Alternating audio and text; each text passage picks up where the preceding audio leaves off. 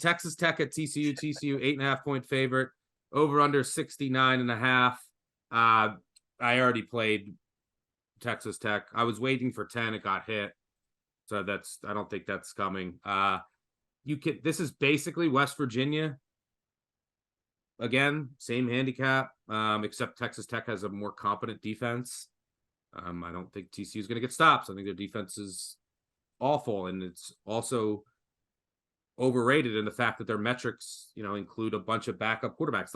And I saw people arguing on Twitter, yeah, but they were up 25-10 against Oklahoma already. Yeah, they probably would have won that game, but they got 3 quarters of defensive metrics playing against Davis Bevel and the Wildcat because he can't complete a pass. Numbers too high. Big backdoor risk too. Texas Tech will score here.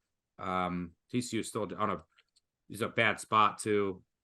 The one thing that scares me, they're just their 6th straight huge game.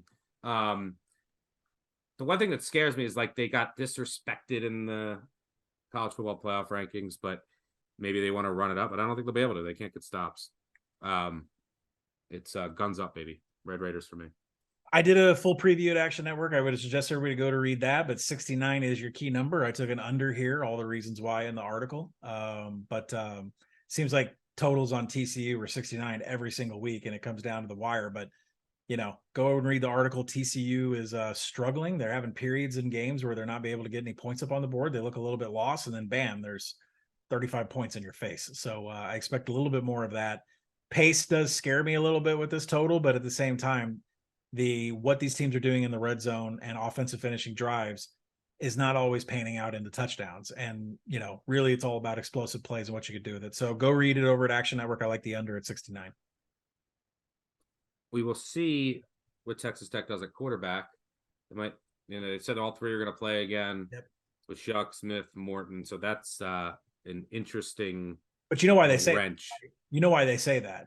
McGuire's out there well, he's the most talented. Kitley has said he's the most talented. He has the highest ceiling of all of them. But last week he was terrible. He played like a freshman, right? 5 turnover worthy plays.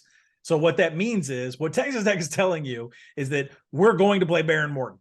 If he sucks, we got Donovan Smith and Tyler Shung, right? So they're a fallback plan for the freshman when the freshman has problems.